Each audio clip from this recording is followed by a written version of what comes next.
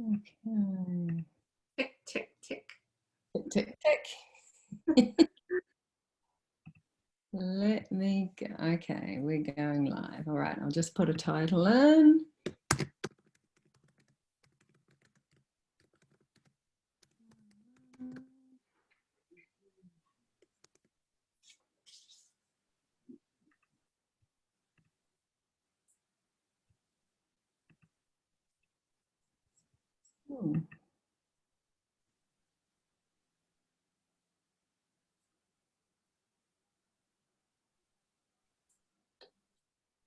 Alrighty, it's coming. There's always a lag between the actual go live and when you seem to be live before you get the notification. Right, I think we are live. I'm just going to check to see. So many buttons to push. All right, yes, we are live. All right, we're live. So I'm just going to bring this over here so I can see if there's some questions coming through. I've got quite the setup going on. All right, so hi everybody. We are here live with Cathy Mellett. Have I said that right, Cathy? Mellett. Mellett. I am here live with Cathy Mellett. Now, Cathy has worked in technology for a number of years and is the owner of a digital agency. She's also the founder of the I'm Enough Charitable Trust. And this charitable trust is a non-profit organisation dedicated to helping adults, parents and teenagers recognise the impacts of the digital space. Would that be right, Cathy? That would be absolutely right. All righty, okay. So I know that, and I mean, I've just taken some of the stuff off of the I'm Enough page, and that you've seen communication change over, years, and the introduction of new technologies and social tools which continue to impact the way that we communicate with each other. And I know that I've spoken to you about the in embracing the online space, but with the acceptance that it also comes with downsides, that nothing is perfect, and that I really wanted to get on and talk to you about developing some of these personal strategies that I know you speak about to be able to cope in this space. So welcome, Cathy. Thank you very much. Is there anything that you would like to add to that little introduction about who you are and what's brought you to be doing what you're doing at the moment today? I think that everything in your past actually leads to where you are today. And one of the elements that obviously is not on my bio is that I'm also a mum. And so I sit in that space of understanding technology and also then obviously parenting children in that space, and not only my own kids, but actually being exposed to some of the extended circle of children that I'm close to. And so, yeah, it's an important space, and I think it's a space that we as parents need to embrace. And the reason that I say that we need to embrace it is because so often we receive a notice and we get an invite to the school, and the school says, come and listen to a digital evening. And off we go, and then we come back to our little Johnny and we go, this environment is bad and I'm going to take it away from you. And all that does is it creates a huge barrier between us and our children. And so I think that, as you said, there's positive and negative, and I'm going to use lovely Mandy Beverly's phrase, there's positive and negative in everything. And you can't have the positive without the negative, but it's about how we as parents and our children work together to make this a space that can be used for their protection and for their enhancement and for their enjoyment, rather than for all the other things, being bullied, feeling a failure, and so many other rafts of emotions that they may go through.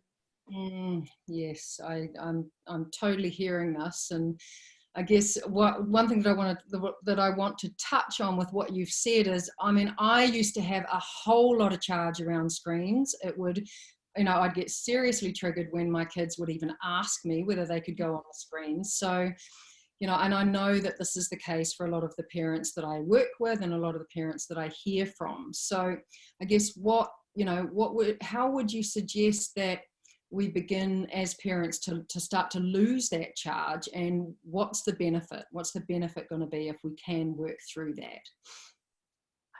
I think that losing the charge probably also means we have to lose the charge, because at some points in time, and I recall so clearly walking past my local cafe, and there was a mum with her toddler she was having a latte or a cappuccino, whatever the coffee was, and the kid was having a fluffy. And the mother was on its device. And I thought, there we are. Parents can also be digitally distracted. So it's about putting parameters around it. Having some parameters in your house potentially. We don't do devices at dinner time. We put all our devices away at 8 o'clock at night. Whatever works for your family, because each family is very different. You can set up a time limit on when your kids can have access. And I know some parents that I've worked with have used some technologies to do that.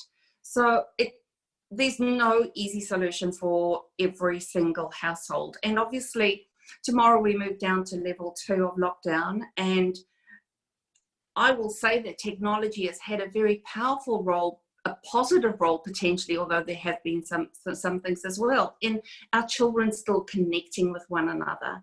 And as we think about that connection's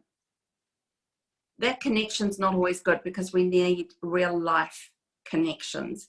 And one of our sponsors and supporters is Fran Bryn, and she always talks about the I heart moment. And that's one of the things that our kids need to learn is I heart is part of one of those fundamental elements of what makes us feel like we belong, what makes us feel like we belong to a community. And if we're not getting that, and sometimes we don't get that through the online environment, then we have one element of what makes us whole missing. So come back to answer your question. I think every family needs to take the power and make some decisions around their own family as to what works for them, but not put the fear factor into all of it, rather open up the channels of communication.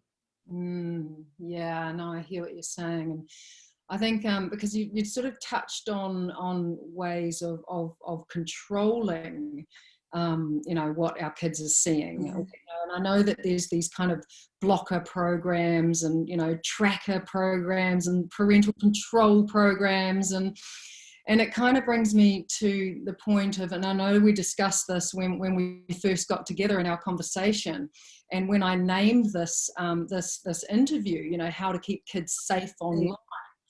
And what you immediately kind of directed our conversation into was resilience, resilience online. And the reason why I wanted to bring this up is, as I was talking to a girlfriend of mine, and she said that she downloaded the program or bought the program from the school, and the kids know how to disable it. They know how to disable the program. So it's like, well, the program's irrelevant. The program's not doing what it needs to be doing because, let's face it, our kids are pretty smart. They're pretty quick around technology. So, could you talk to me a little bit and the audience that's watching around resilience and what that means around these conversations that you're talking about opening up with our kids?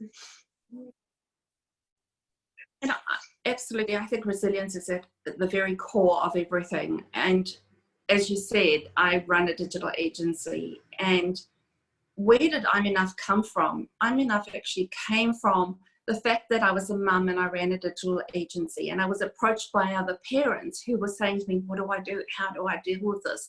I think my child's connecting with people that are not proper profiles. And it turned out that there was some pedophile environments that the child had unwittingly got themselves into, or connecting with somebody online that they think is a friend, and then they land up somewhere that they shouldn't. So I was exposed to so much of that, and then went offshore, because I do go offshore to come back with technology for my own business. And I realized that in the role of our teens, and in the role of social media, the influencer is the wannabe status. You know, they want to be the cute kid that's the influencer. They want to be the cute kid with all the likes. They want to be the cute kids with all the views. They want to be the TikTok experience that is getting the maximum amount of traction. And so when that traction does not happen, or when they perceive that they're not being accepted in that environment, that's when the self-doubt comes in. And if we actually look at that self-doubt, and we look at some of the stats, you know, 1 in 5 children in New Zealand have got a mental health problem. And besides that, we're actually looking at a 200% increase in the suicide rates of our youth. That's children between the ages of 10 and 14.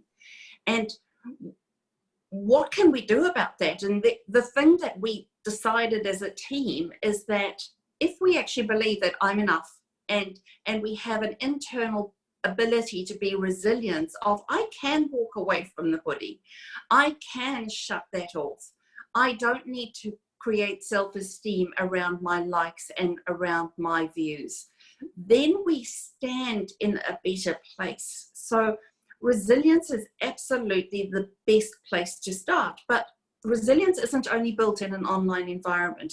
You know, if we think about, and I remember going to a talk by Celia Lashley, you know, when she was still doing the rounds. And the thing that stuck with me that Celia's shared was, often with our children, we will protect them. Don't climb the tree. Be careful when you go outside. You know, don't walk too fast. Don't run too fast. Don't. And yet, the first time our children learn action versus consequences is when we place them in a vehicle. Well, that was what she said. And I think it's true. We need to allow our children to experience life. They need to experience failure. They need to climb back up again. And we as parents should be able to support them along the way. And one of our hashtags with I'm Enough is start the conversation. You know, just sit down with your children and have those conversations around how important are likes to them? How important is the amount of friends that they have on social media? Have they been bullied in the environment? What would happen if they are bullied? Who would they turn to?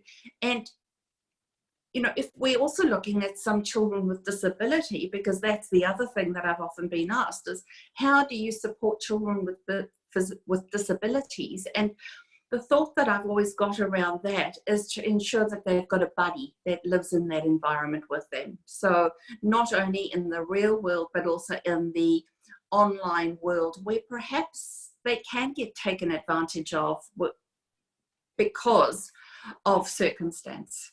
So resilience is absolutely at the core, but I think at the core as well is that self-belief that they're enough. Not entitled, but they're enough. Yeah, I mean, this is just such great content here, because I totally understand about, you know, the kind of way that a lot of parents will wrap their kids in cotton wool, you know, and they're not having these challenges and these experiences of really testing resilience, you know, really giving them an opportunity to. And it was really interesting. I stumbled across a phraseology the other day and I went, wow, it was one of those eye-opening moments where when we were growing up, we were sent out into the bush or sent out down the road or sent to the park, and we were told to be back when the either got dark or when a mother shouted over the fence that we had to come home. Yet in today's world, we are, be careful when you cross the road. Be careful of the stranger when you go to the park. Be careful, be careful, be careful, be careful. And actually, sometimes as parents, we almost feel more in control of our children's safety when we bring them inside and we can see them. Yes, and I think I recall when we spoke earlier and we were talking about this, and it was like, gosh, I remember, you know, back in my childhood when we spent all our time outdoors and we were always out climbing and riding and playing and in the street, And it was a punishment to be inside, you know. Oh, you're grounded, or, you know, no, you can't go out and play today, you know, Jimmy can't come and play today because he's, you know, behavior blah blah blah, whatever it was. And it's almost like now it's reversed, you know. It's like, you know, you've been on the screens too long, you have to go outside and play. And it's completely, you know, it's completely the other side of the spectrum. And I find, you know, really interesting around the fear, which is what you're talking into. Yeah, and again, it also comes back to that level of anxiety, because you know that when you speak to doctors and doctors are saying to you, sometimes children actually have a level of anxiety when they head out to do certain things because they're indoors. And then we come back to the, you know, positive and negative, the balance of technology is here.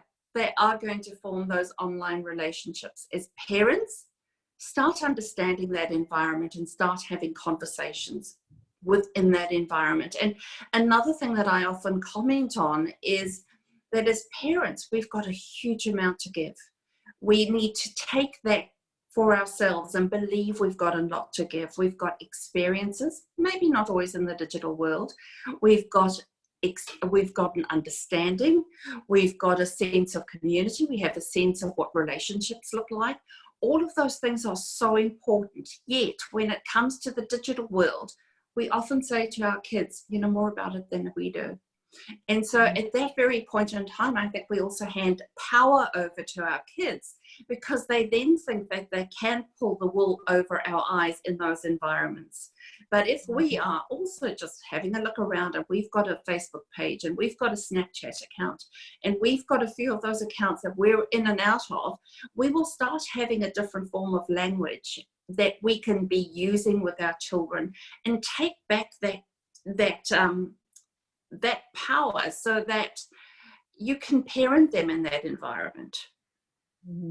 Yeah, I think that's beautiful. And what I'm remembering as you're talking is a book called Playful Parenting, and I was reading it. One of the sections was play the games you hate, and I think that it comes into this so beautifully, because I remember, you know, my boys love to play on video games, and, you know, they love to do that.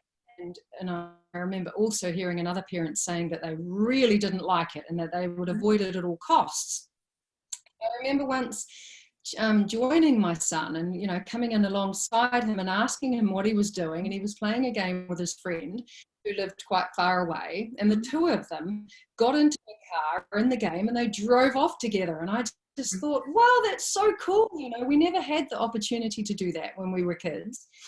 And it's that kind of embracing it and, you know, sort of meeting them in the world that they're in, you know. And I think that's a part of this, to be able to not only have an idea of what's going on, but also to be able to meet them in their world and say, oh, wow, you know, I get that. I saw you doing that. And I'm able to engage with you at a level which, you know, makes them feel seen.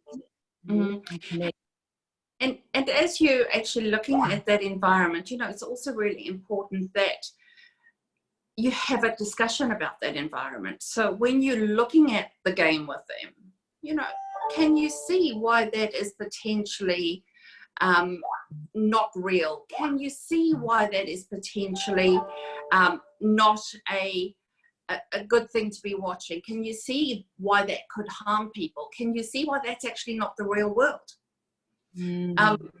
So that there's a big understanding of what the environments are that they're in, and that you're having those conversations with them around that.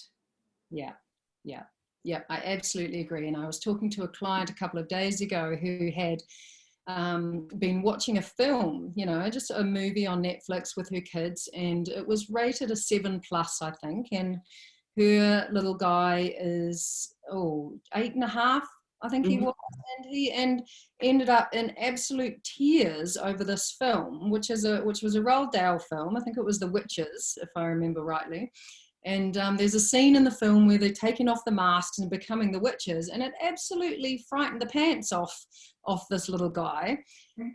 But I mean, I guess the beauty of that with what I'm hearing you say is that it actually opened up, it opened up the opportunity to have a really, really good conversation around, well, what did that feel like for you? You know, she was opening up the conversation with her son. What did that feel like for you in your body? You know, how did that feel when you saw that? Mm-hmm. And just really sort of helping them, obviously, with what you're saying, is to become more resilient around how it actually makes them feel. And you know, and also, if they felt like that, did they have to continue to watch it? You know, they've got the power. They can make a choice as to whether they want to watch it or if they want to turn it off and walk away. They don't actually have to be exposed to that if they choose not to. Mm-hmm. And you know, we shouldn't also be naive that we think that our children don't have access to the 4-letter word, and let's actually go there, the porn word, because it's online. And we spoke about some of my technology background many years ago. That's something that I was involved with, which was content security.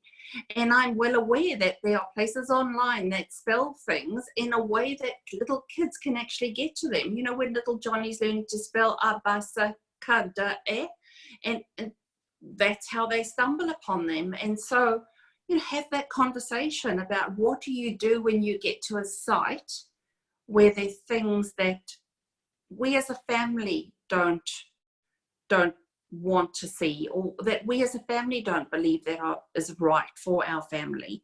Because you know, I remember Sonia, who's the CEO of I'm Enough, and she was busy chatting to her mum, and her daughter or son had gone off to a party and come back absolutely hooked on porn because that 10-year-old had been exposed to that at that party. And so, you know, let's also not assume that what happens in our house happens in other houses, because every house is different. And ensuring that our children, you know, even with separated families, what could be happening at mum and dad's house or the other mum and dad's house can be different. But again, we go back, open that conversation, have that conversation. And probably some of the important conversations to have are around porn and body image. The other important conversations to be having is around the example, if you're not feeling comfortable with seeing something, should you watch it and continue to be exposed to it, or can you walk away from it? But then the third one is, how do you actually handle when a friend of yours is online and they say they want to self-harm? And you know, one of the things that I've learned in my I'm Enough journey is that self-harm is something that a tween and a teen will probably talk to another tween and teen about. It's very seldom something that they will go to a parent. And actually, if you look at some of my collateral online, that was actually the moment that my head went like that, when I walked into my own child's bedroom and I said to him, come to dinner. And he said to me, I can't. And I said, why can't you come to dinner? And he said, because I'm helping a friend who wants to take her life. And I looked at him and he was 12. And I thought, what skills does a 12-year-old have in that situation? And have I, as a parent, prepared him for that? And we're allowing people into our children's lives in our homes on a regular basis. So that resilience word comes back. You know, give them the coping strategies to be able to deal with real life situations that we as parents have the ability to deal with. Yeah, because I mean, we're dealing with so many different other situations that we never had to deal with as children, you know, those sorts of events, sorts of experiences. And you know, and I think it's kind of a naivety, I guess, to think that our children aren't being exposed to this sort of thing. And I know for me as an early parent, you know, it really played with my perfectionism and my kind of controlling, you know, kind of way of being, of wanting to micromanage everything and protect and, you know, keep everybody safe. And as I said earlier in this interview around, the fact around keeping our kids safe is actually counterintuitive, whereas we know that our children are going to be exposed to so much more than we ever were.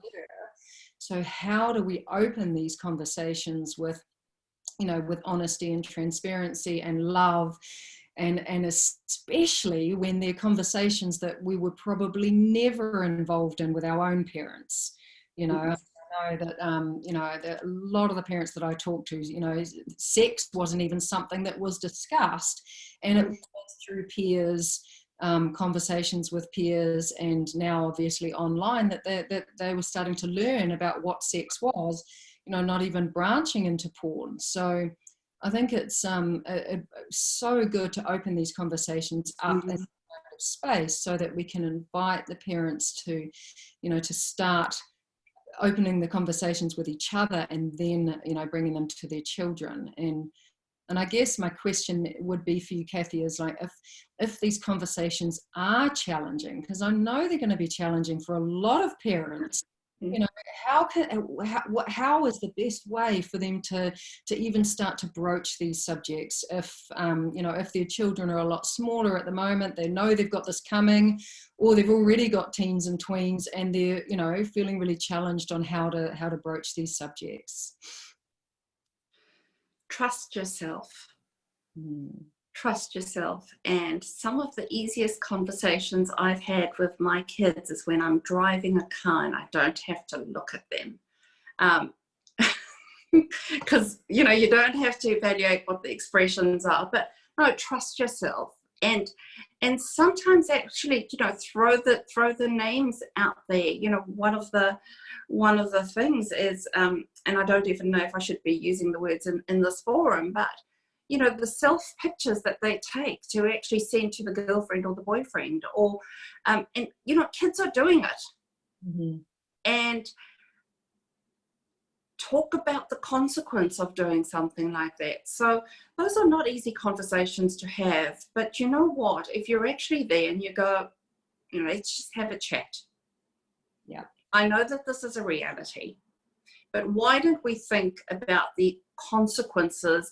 Or, you've just told me that your friend Johnny has just done XYZ. What are the consequences? Do you think it was a good decision? Do you think it was a bad decision? And what happens if those pictures get out of hand or land up somewhere else?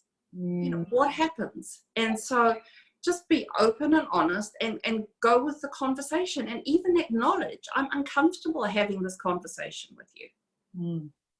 Yeah, absolutely. I think that's beautiful. It's like, I know for me that when I start to converse and about subjects which I definitely weren't part of my own childhood, it's the normalization. It's just like kind of just dropping it into the conversation with, this is like we're talking about the weather, or we're talking about going to the beach, and that just really supports me. And I think you're absolutely right about doing it while you're in the car and you're driving. And the other thing is that they can't go anywhere.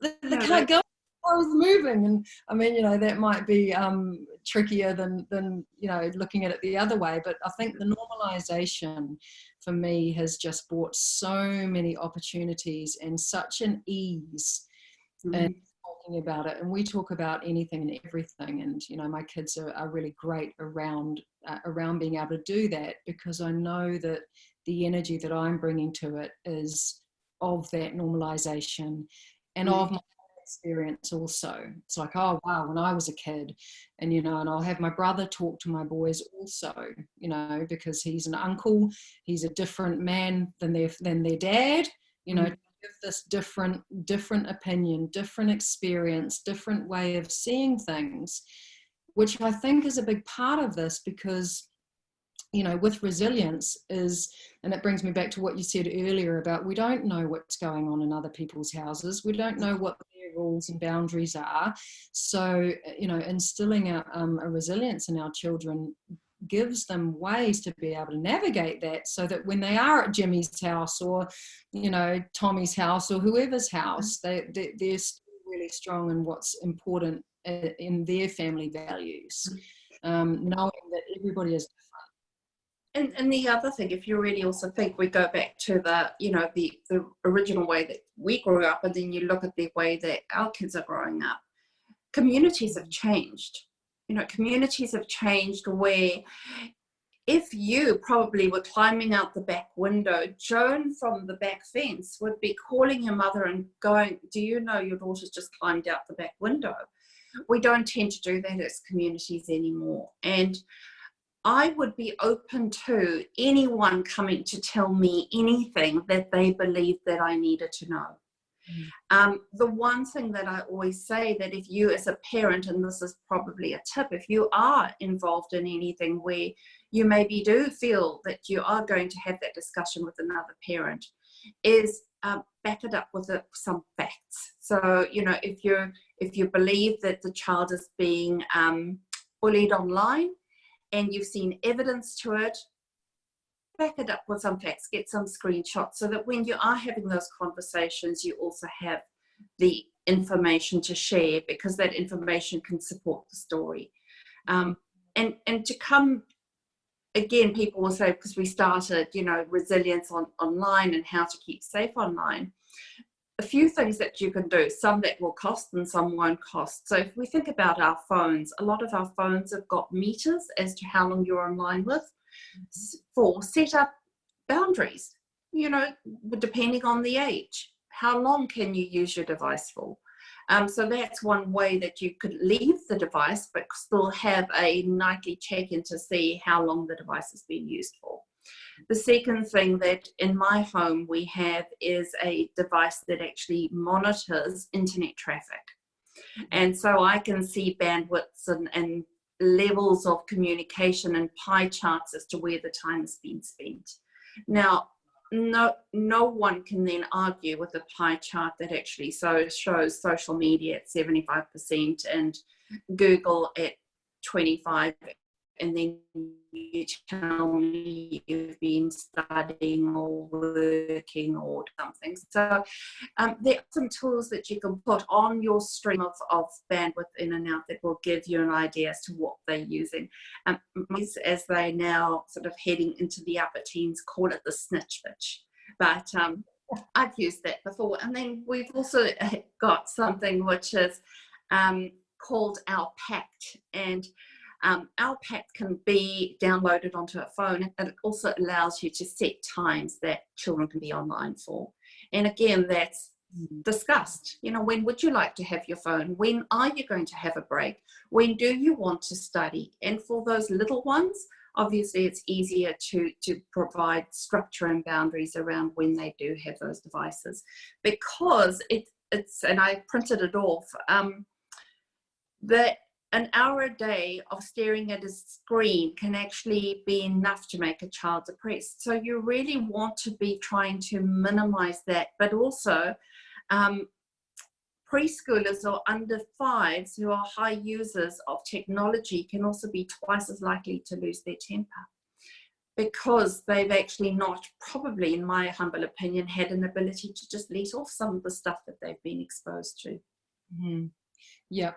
I remember reading a blog a couple of years ago, and I remember this woman saying that, you know, her children just turned into little monsters, you know, and she really noticed it. And the moment she just took away all the screens, you know, took away all the devices, and her children came back. So, you know, I understand that side of it. And then I also understand that we've been in the middle of a lockdown, and, you know, there's been parents who are juggling these completely different circumstances of working sometimes full-time with both parents, and then, you know, suddenly they're homeschool parents as well, and the kids are at home all the time.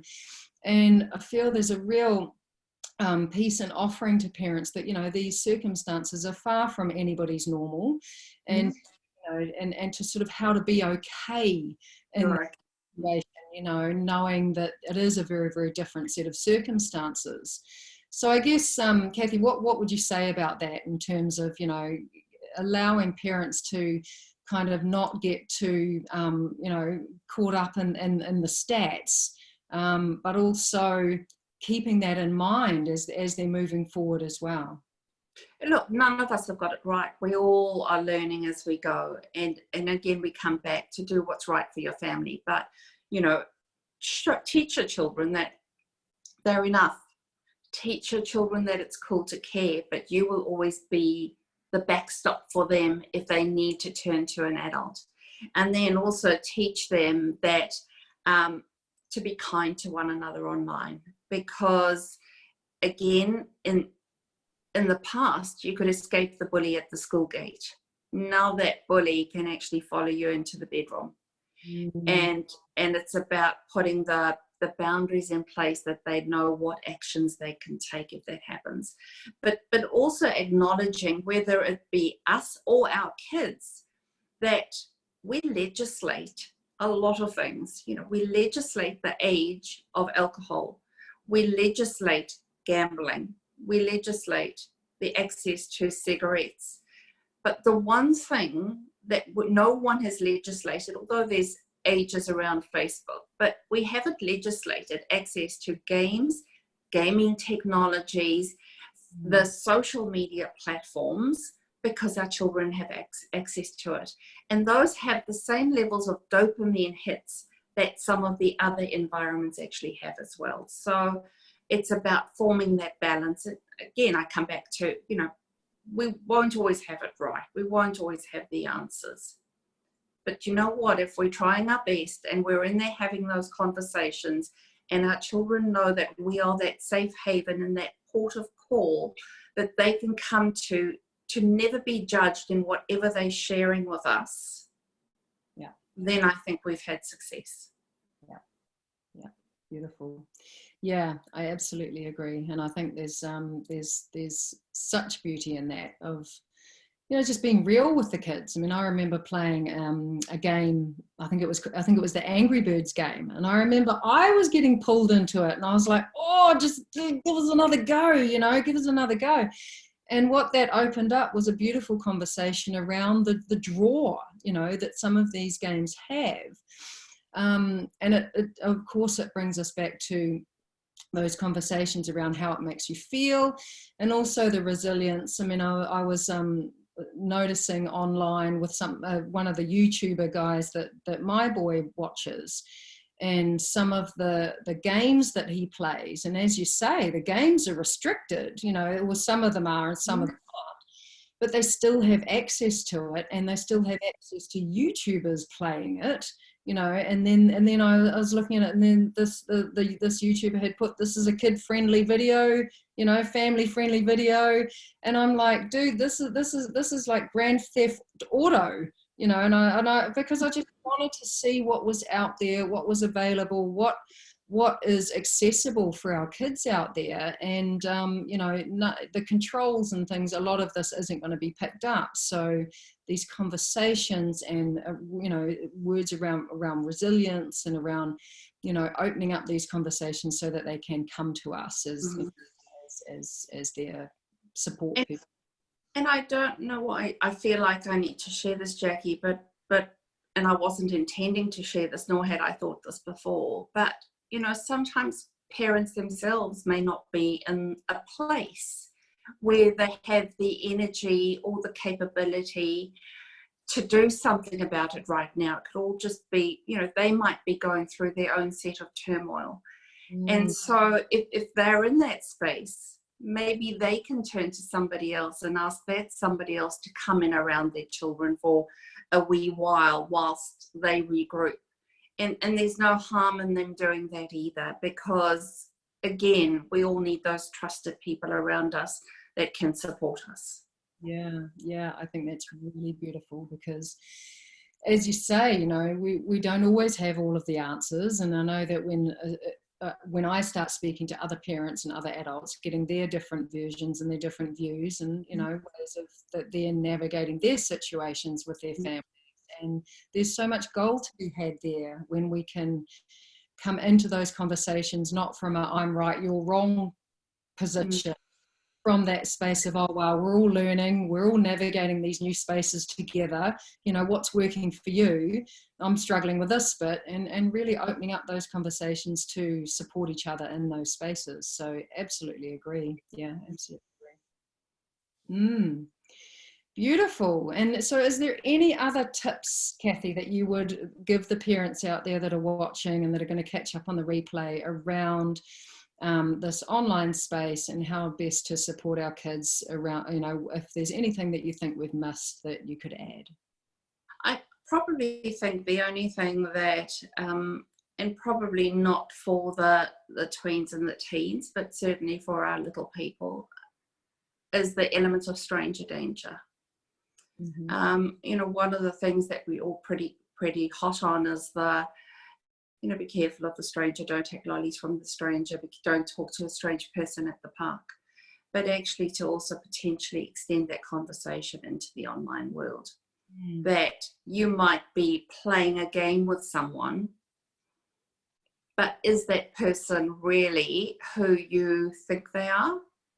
Or are they also an emoji, or they also a character that's been created, and there could be somebody else behind that character? And so would you allow anyone, and you know, simple conversations like, would you allow anyone into your home? Well, no. So therefore, would you share your information with people when you actually don't know who's behind that character?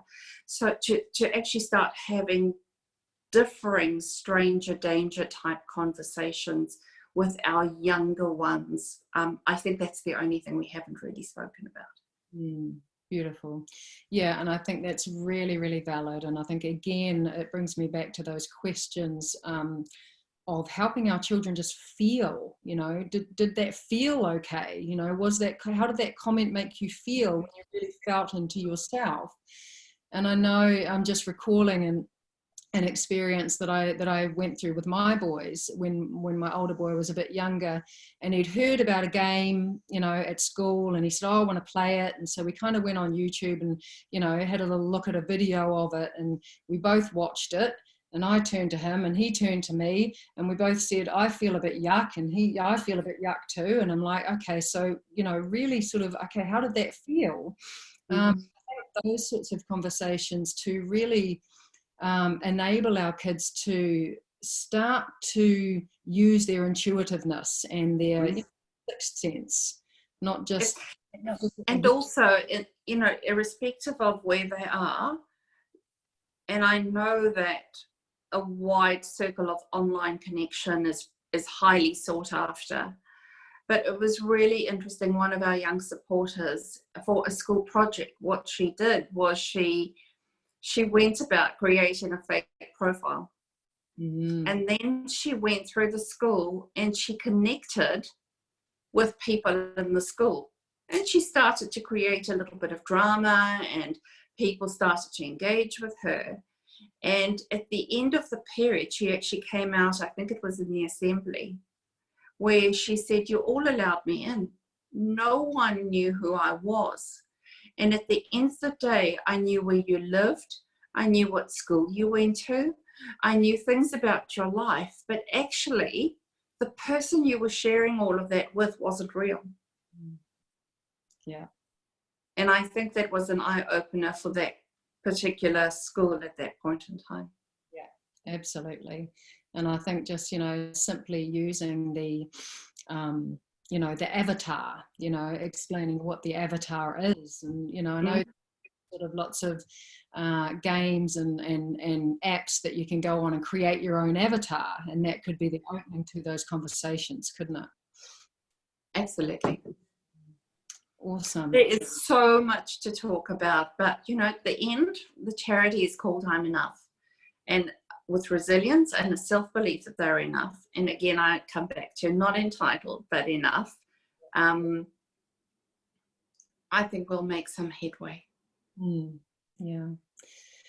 Thank you, Cathy, for your wisdom. Thank you for your gifts. Thank you for joining me on this interview series and sharing what you've experienced, sharing what you're seeing out there in the world in terms of the online space, in terms of what you're noticing and experiencing in terms of parents and teens and tweens and, you know, people navigating this digital world that we're all a part of.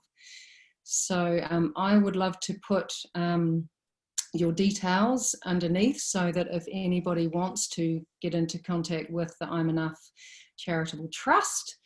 And apart from that, I just really want to thank you for joining me on this interview. Yeah, awesome.